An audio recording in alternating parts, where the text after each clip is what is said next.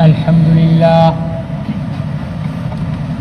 لله نحمده ونستعينه ونستغفره ونؤمن به ونتوكل عليه ونعوذ بالله من شرور أنفسنا ومن سيئات أعمالنا من يهده الله فلا مضل له ومن يضلله فلا هادي له ونشهد أن لا إله إلا الله وحده لا شريك له ونشهد أن سيدنا وسندنا وحبيبنا ونبينا ومولانا ومأوانا وملجانا محمدا عبده ورسوله أرسله بالحق بشيرا ونذيرا وداعيا إلى الله بإذنه وسراجا منيرا صلى الله عليه وعلى آله وأصحابه وبارك وسلم تسليما كثيرا كثيرا أما بعد فأعوذ بالله من الشيطان الرجيم بسم الله الرحمن الرحيم كما أرسلنا فيكم رسولا منكم يتلو عليكم آياتنا ويزكيكم ويعلمكم الكتاب والحكمة ويعلمكم ما لم تكونوا تعلمون فاذكروني أذكركم واشكروا لي ولا تكفرون صدق اللہ العظیم۔ جیسا کہ بھیجا ہم نے تم میں رسول تم ہی میں سے، یتلو علیکم آیاتنا تم پر ہماری آیتیں تلاوت کرتا ہے، ویزکیکم اور تمہیں پاک کرتا ہے، ویعلمکم الکتاب والحکمہ اور تمہیں کتاب سکھاتا ہے اور حکمت کی باتیں سکھاتا ہے، وَيُعَلِّمُكُم مَّا لَمْ تَكُونُوا تَعْلَمُونَ اور تمہیں وہ سکھاتا ہے جو تم نہیں جانتے ہو۔ فَاذْكُرُونِي أَذْكُرْكُمْ سو تم میرا ذکر کرو میں تمہارا ذکر کروں گا، وَاشْكُرُوا لِي وَلَا تَكْفُرُونَ اور میرا شکر کرو ناشکری مت کرو۔ یہ سورہ بقرہ کی آیت نمبر 151 اور 152 ہے۔ اس میں حضور علیہ الصلاۃ والسلام کی بعثت اور مقصد بعثت کہ حضور علیہ الصلاۃ والسلام کو کس لیے بھیجا گیا، آپ کے مبعوث کیے جانے کا مقصد کیا تھا۔ فرمایا کہ ہم نے بھیجا تم میں رسول منکم جو کہ تم میں سے تھا، یعنی انسان تھا۔ عموماً ہمارے ہاں سادہ لوگ اور جاہل قسم کے لوگ نبی کے انسان ہونے کا انکار کرتے ہیں۔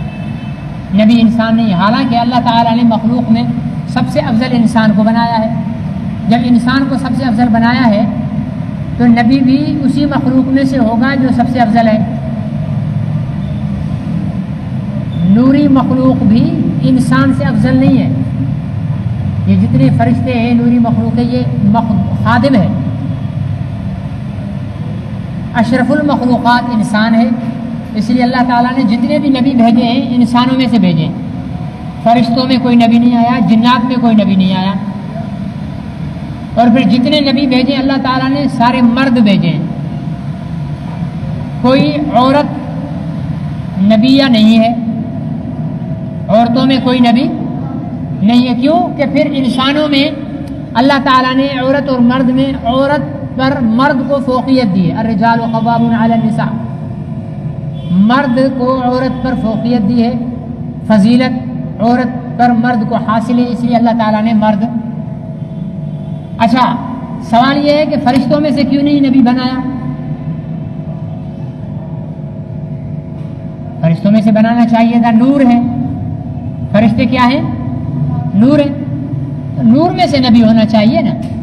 انسان مٹی کا بنا ہوا، اس مٹی کے بنے ہوئے انسان میں سے نبی کیوں بنایا؟ فرض کر لو کہ اللہ تعالی فرشتوں میں سے کسی کو نبی بنا کر بھیج دیتے، فرشتے کو بھوک نہیں لگتی ہے، فرشتے کو پیاس نہیں لگتی ہے، فرشتے کی کو نیند نہیں آتی ہے، اس کو تھکان نہیں ہوتی ہے، وہ ایک نوری مخلوق ہے جس کی خوراک ہی اللہ کا ذکر ہے۔ نبی وہ ہوتا ہے جس کی اتباع کرنا اس کی امت پر فرض ہوتا ہے، ٹھیک ہے نا؟ اگر نبی فرشتہ ہوتا تو اس نے تو صرف عبادت کرنی تھی، بھوک نہیں لگتی، کمانے کے لیے کچھ نہیں کرتا، اسے پیاس نہیں لگتی تو پینے کے لیے کچھ نہیں کرتا، اس کی دیگر دنیاوی ضروریات نہیں ہوتی، تو انسان کیا کہتا؟ یار یہ تو فرشتہ ہے، اس کو تو نہ بھوک لگتی ہے نہ پیاس لگتی ہے، اس کی بھلا کون عبادت کر سکے گا؟ اس جیسی عبادت کون کر سکے گا؟ ہمیں تو بھوک بھی لگتی ہے، ہمیں تو پیاس بھی لگتی ہے، ہمیں تو نیند بھی آتی ہے، اس کی جیسی عبادت ہم نہیں کر سکتے۔ تو انسان نے یہ جواب دے دینا تھا کہ فرشتے جیسی عبادت ہم نہیں کر سکتے۔ بھائی اس کو تو بھوک نہیں لگتی، ہمیں تو بھوک لگے گی، اس کو پیاس نہیں لگتی، ہمیں پیاس لگے گی، یہ تھکتا نہیں ہے، ہم تھکتے ہیں، اسے نیند نہیں آتی، ہمیں نیند آتی ہے، تو بھلا اس کی جیسی عبادت اور اس کی اتباع تو ہم کر ہی نہیں سکتے۔ اس لیے اللہ تعالیٰ نے انسانوں میں سے نبی بنا کر بھیجا، جتنے بھی نبی کہ جن کے ساتھ بھوک پیاس اور انسانی تمام ضروریات لگی ہوئی ہیں۔ اب کوئی یوں نہیں کہہ سکتا کہ یار ان کے ساتھ تو ان کی اتباع ہم کیسے کر سکتے ہیں؟ بھائی وہ بھی تو انسان تھے، 3 دن فاقوں میں گزارے، 3 پتھر پیٹ پر باندھے، ٹھیک ہے نا؟ بھوک اور پیاس برداشت کی، ظلم اور تشدد برداشت کیا، لیکن اللہ کی اطاعت کو نہیں چھوڑا اور منصب نبوت کا حق ادا کیا۔ تو تم بھی انسان ہو۔ اب ایک صرف تھوڑی سی انسان کی سوچ کا فرق ہے۔ ہم جب کہتے ہیں نبی بھی انسان ہے، ہم بھی انسان ہیں، تو بعض لوگ کہتے ہیں کہ دیکھو جی دیکھو، انہوں نے نبی کو اپنے جیسا کہہ دیا، نبی کو اپنے جیسا کہہ دیا کہ ہم بھی انسان ہیں، نبی بھی انسان ہے۔ میرے بھائی کوئی کافر ہی ہوگا جو نبی کو اپنے جیسا کہے گا، کہیے نا؟ کوئی کافر ہی ہوگا جو نبی کو اپنے جیسا کہے گا۔ انسان ہے نبی، اس کا مطلب یہ نہیں ہے کہ وہ بالکل ہماری طرح۔ اس کی مثال آپ یوں سمجھیں، یہ فرش لگا ہوا ہے، ماربل ہے، یہ پتھر کی ایک قسم ہے، ٹھیک ہے جی؟ ایک پتھر ہے جو روڈ میں ڈالتے ہیں، روڈ بنتا ہے اس میں پتھر ڈالتے ہیں نا، ایک وہ پتھر ہے، ایک اس سے بھی قیمتی پتھر ہوگا، ایک اتنا قیمتی ہوگا کہ اس کا اتنا سا ٹکڑا جو ہے وہ لاکھوں میں ملے گا۔ ہیرا، ہیرا جانتے ہیں نا؟ ہیرا وہ کیا ہے؟ وہ پتھر ہے؟ نہیں ہے پتھر، پتھر ہے وہ بھی، لیکن ہیرے میں اور روڈ میں ڈلے ہوئے پتھر میں فرق ہے۔ روڈ میں جو پتھر ڈلتا ہے وہ 100 ٹرک بھی ملا لو تو ہیرے کے ایک چھوٹے سے ٹکڑے جتنی قیمت نہیں بنتی ہے اس کی، لیکن ہے تو ہیرا بھی پتھر، یہ بھی پتھر۔ تو ہیرے کو پتھر کہنے سے اس کی شان نہیں گھٹتی ہے، اس کا ایک اپنا مقام ہے۔ پیغمبر علیہ الصلوۃ والسلام بھی انسان ہیں، آپ اور میں بھی انسان ہیں۔ ہم میں اور پیغمبر علیہ الصلوۃ والسلام کی انسانیت میں کیا فرق ہے؟ آپ اور میں سو جائیں گے، نیند آ جائے، ہمارا وضو ٹوٹ جائے گا، صحیح ہے یا غلط ہے؟ وضو کیا، ٹھیک ہے نا جی؟ ابھی جماعت میں دیر تھی، مسجد میں ایسے بازو کا سرہانہ بنا کر تھوڑی دیر لیٹ گئے کہ چلو یار کمر سیدھی کر لو، دکان پہ بیٹھے بیٹھے بہت زیادہ وقت ہو گیا ہے، ابھی نماز میں آدھا گھنٹہ ہے، سنتیں پڑھ کر وہیں آنکھ لگ گئی، اس کی اقامت ہونے لگی تو اس کی آنکھ کھل گئی، اس نے وہیں پر نیت باندھ لی، نماز ہوگی اس کی؟ کیوں بولیں گے تو سو گیا تھا، تیرا وضو ٹوٹ گیا۔ حضور علیہ الصلوۃ والسلام سو گئے، ٹھیک ہے؟ حضور علیہ السلام جب سو گئے پھر اٹھے، اٹھ کر مصلی پر کھڑے ہوئے، نماز کی نیت باندھ لی، باندھنے لگے تو حضرت عائشہ صدیقہ رضی اللہ تعالیٰ نے عرض کیا یا رسول اللہ آپ کچھ بھول رہے ہیں کیا؟ یا رسول اللہ آپ سو گئے تھے، آپ نے وضو نہیں کیا اور مصلی پر کھڑے ہو گئے۔ آپ نے فرمایا کہ عائشہ سونے سے وضو تم لوگوں کا ٹوٹتا ہے، میرا نہیں ٹوٹتا، اس لیے کہ باقی لوگ جب سوتے ہیں تو ان کا دل بھی سوتا ہے، لیکن میں محمد رسول اللہ جب سوتا ہوں تو میرا باقی جسم تو سوتا ہے لیکن میرا دل نہیں سوتا، اس لیے سونے سے میرا وضو نہیں ٹوٹتا۔ فرق جان لیا ہمارے انسان ہونے اور محمد رسول اللہ صلی اللہ علیہ وسلم کے انسان ہونے میں۔ اور بات سنیے، گرمی کے موسم میں ہوا نہ ہو تو انسان کو کیا آتا ہے؟ پسینہ۔ خوشبودار ہوتا ہے بدبودار ہوتا ہے؟ بدبو ہو جاتی ہے۔ اپنے ہی جسم میں اگر بندہ دن بھر غسل نہ کرے، کام کاج کرنے کے بعد رات کو جب گھر آئے گا اپنے ہی کپڑے کو سونگے گا تو اس میں سے اس کو ایک ناگوار بو محسوس ہوگی۔ وہ کس چیز کی ہوگی؟ اپنے ہی جسم کے پسینے کی۔ اور اگر اس کو ایک دو دن اور لیٹ کرے گا تو وہ بدبو بڑھتی چلی جائے گی۔ لیکن حضرت محمد رسول اللہ صلی اللہ علیہ وسلم، یہ تو عام انسانوں کی بات ہو رہی ہے نا کہ میرے بھی پسینے میں بدبو، آپ کے بھی پسینے میں بدبو، کوئی بڑا ولی ہو اس کے پسینے میں بدبو، جتنے انسان ہیں سب کے پسینے میں بدبو ہوگی، لیکن حضرت محمد رسول اللہ صلی اللہ علیہ وسلم آپ کے پسینے میں دنیا کے کسی عطر میں وہ خوشبو نہیں ہے جو محمد رسول اللہ صلی اللہ علیہ وسلم کے پسینے میں خوشبو ہے تو وہ بھی انسان، لیکن ان میں اور ہم میں زمین و آسمان کا فرق ہے۔ میں آپ کی طرف دیکھ رہا ہوں، میرے پیچھے کیا ہو رہا ہے مجھے کچھ پتا نہیں ہے، ٹھیک ہے نا؟ آپ میری طرف دیکھ رہے ہیں، آپ کے پیچھے کیا ہو رہا ہے کچھ پتا؟ میں آپ سے پوچھوں گا بھائی پیچھے کتنے بندے کھڑے ہوئے ہیں، آپ مڑ کر دیکھ کر تو گن کر بتاؤ گے، لیکن ایسے بتا سکتے ہو؟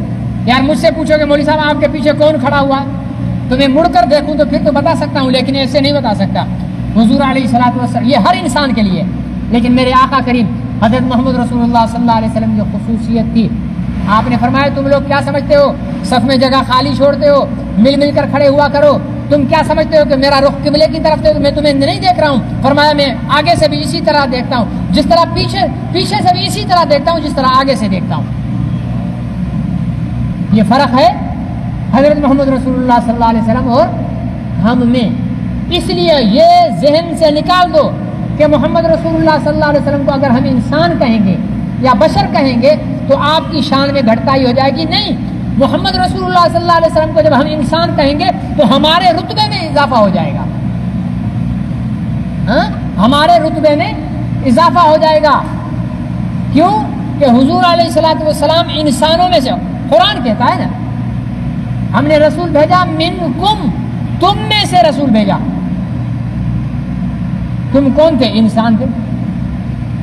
تو یہ طے ہے کہ آدم علیہ السلام سے لے کر حضرت محمد رسول اللہ صلی اللہ علیہ وسلم تک مشرکین یہی تو کہتے تھے کہ یہ تو ہماری طرح کے انسان ہیں، بھلا یہ نبی کیسے ہو گئے؟ کفار کا یہ کانسیپٹ تھا کہ نبی تو کوئی فرشتہ ہونا چاہیے، یہ تو ہماری طرح بازار میں گھومتے ہیں پھرتے ہیں، کاروبار کرتے ہیں، کماتے ہیں کھاتے ہیں، کیونکہ انبیاء علیہ السلام یہی کرتے تھے، بکریاں چراتے تھے، کام کرتے تھے، انسانوں کی طرح رہتے تھے۔ تو وہ کہتے تھے نہیں، ایسا نبی نہیں ہونا چاہیے بلکہ الگ سے ہونا چاہیے۔ ان اندھوں کو پتہ نہیں ہے کہ باوجود انسان ہونے کے نبی کا الگ سے ایک مقام رہتا تھا ہمیشہ۔ میں اور آپ، ٹھیک ہے نا جی، میں اور آپ کسی انسان کے سر پہ یوں ساری زندگی ہاتھ رکھ رہے ہیں، کوئی فرق نہیں پڑے گا۔ پیغمبر علیہ الصلوۃ والسلام نے ایک بچے کے سر پہ یوں ہاتھ پھیرا، فرماتے ہیں کہ وہ 100 سال سے لمبی عمر کا ہو گیا، اس کے چہرے کے بھوئیں بھی سفید ہو گئی، لیکن جہاں حضور علیہ الصلوۃ والسلام نے ہاتھ رکھا تھا وہ بال کالے کے کالے رہے۔ میں وضو کروں، وضو کر کے کسی کے منہ پہ کلی مار دوں، کچھ نہیں پڑے گا۔ کوئی بڑے سے بڑا ولی غوث قطب ابدال وضو کرے اور کسی کے منہ پر کلی مار دے، کچھ بھی نہیں ہوگا۔ حضور علیہ الصلوۃ والسلام وضو فرما رہے تھے، ایک بچہ سامنے سے گزرا، وہ حضور علیہ السلام کے ساتھ کوئی بات چیت کر رہا تھا، آپ نے ازراہ مذاق جو کلی کر رہے تھے، پانی وہ منہ میں تھا، آپ نے اس بچے کے چہرے پر مار دیا۔ کہتے ہیں کہ وہ بچہ بعد میں مسلمان ہوا، جوان ہوا، عمر رسیدہ ہوا، بوڑھا ہو گیا، اس کے پورے جسم میں بڑھاپے کی وجہ سے جھریاں پڑ گئی، لیکن جس جگہ حضور علیہ السلام کے منہ سے کلی پڑی تھی وہ بالکل چہرہ ینگ کا ینگ رہا، جوان کا جوان رہا، اس میں کوئی جھری نہیں پڑی۔ یہ فرق ہے پیغمبر میں اور ہم میں۔ جب ہم کہتے ہیں کہ پیغمبر انسان ہے تو اس کا مطلب یہ بتاتے ہیں کہ پیغمبر کے انسان ہونے کی وجہ سے تمام انسانیت کو شرف حاصل ہو گیا، اس سے پیغمبر کی شان نہیں گھٹتی ہے، بلکہ اگر پیغمبر کو فرشتہ کہیں گے تو پیغمبر کی شان گھٹ جائے گی، پیغمبر کو نور کا کہیں گے تو پیغمبر کی شان گھٹ جائے گی، اس لیے کہ نوری مخلوق جبرائیل ہے جو پیغمبر کے معراج کے موقع پر پیغمبر صلی اللہ علیہ وسلم کے پیروں کے تلووں پر بوسہ دے کر جگانے کے لیے آئے تھے۔ تو نوری مخلوق تو خادم اور نوکر بنی ہوئی تھی، بشر امام الانبیاء صلی اللہ علیہ وسلم تھے۔ تو یہ تو ذات نبوت ہو گئی۔ اتنا فرق آپ نے سمجھ لیا کہ حضور تھے تو انسان، حضور ہیں تو انسان ہی، لیکن انسان میں فرق ہے، جس طرح پتھر میں فرق ہے، روڈ میں پڑا ہوا بھی پتھر ہے اور اس بادشاہ کے تاج میں ہیرا جڑا ہوا وہ بھی پتھر ہے، لیکن اس ہیرے کی قیمت الگ ہوتی ہے، اس پتھر کی قیمت الگ ہوتی ہے۔ ہم وہ روڈ میں پڑے ہوئے پتھر ہیں، ہمارے مقابلے میں حضرت محمد رسول اللہ صلی اللہ علیہ وسلم ایک ہیرا ہے۔ اب آئیے کہ مقصد بعثت کیا تھا حضور علیہ السلام کا، کیوں بھیجا گیا؟ فرمایا کہ یتلو علیکم آیاتنا، ہماری آیتیں تم پر تلاوت کرتے ہیں، وہ یعنی قرآن کی تلاوت کر کے بتاتے ہیں، وَيُزَكِّيكُمْ، اور تمہیں پاک کرتے ہیں۔ کیا پاک کرتے ہیں؟ اندر کو انسان کے اندر تزکیہ نفس، انسان کے اندر پاکیزگی کو لانا، خوف خدا کو پیدا کرنا، اللہ کی اطاعت کا جذبہ پیدا کرنا، ٹھیک ہے نا جی؟ وَيُزَكِّيكُمْ، اور تمہیں پاک کرتے ہیں، وَيُعَلِّمُكُمُ الْكِتَابَ وَالْحِكْمَةَ، اور تمہیں سکھاتے ہیں کتاب اور حکمت۔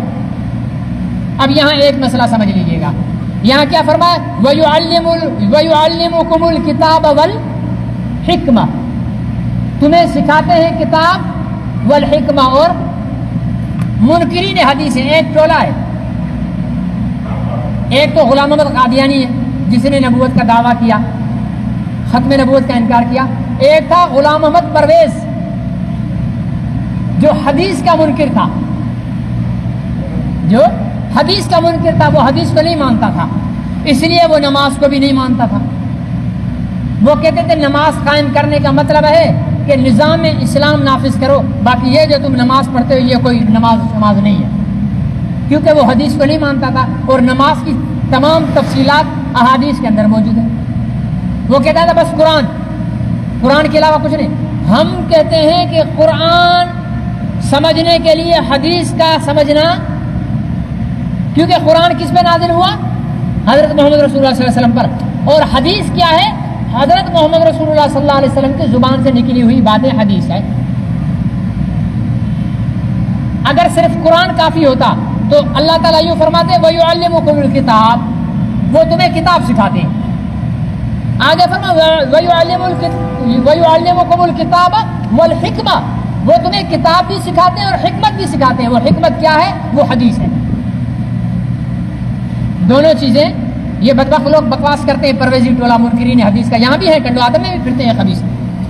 یہ کہتے ہیں کہ بھائی حدیث کہاں ہے؟ بھائی حدیث یہ ہے وَيُعَلِّمُكُمُ الْكِتَابَ وَالْحِكْمَةَ، وہ تمہیں کتاب بھی سکھاتے ہیں اور حکمت بھی سکھاتے ہیں۔ ہم ان سے پوچھتے ہیں کہ حکمت کے معنی کیا ہے؟ وہ کیا حکمت ہے جو حضور علیہ السلام نے سکھائی؟ اگر صرف کتاب ہی سکھانا مقصد ہوتا تو یہاں پر بس کر دیتے وَيُعَلِّمُكُمُ الْكِتَابَ، یہاں بس نہیں کیا، وَيُعَلِّمُكُمُ الْكِتَابَ وَالْحِكْمَةَ، اور حکمت بھی سکھا دے۔ آگے فرمایا وَيُعَلِّمُكُم مَّا لَمْ تَكُونُوا تَعْلَمُونَ، اور تمہیں وہ سکھایا جو تم نہیں جانتے تھے۔ ہم کچھ بھی نہیں جانتے تھے، ہر ایک دین کی بات ہمیں کس نے سکھائی؟ حضرت محمد رسول اللہ صلی اللہ علیہ وسلم نے سکھائی۔ اللہ مجھے اور آپ کو عمل کی توفیق نصیب فرمائے۔ الحمدللہ۔ اللہم احسن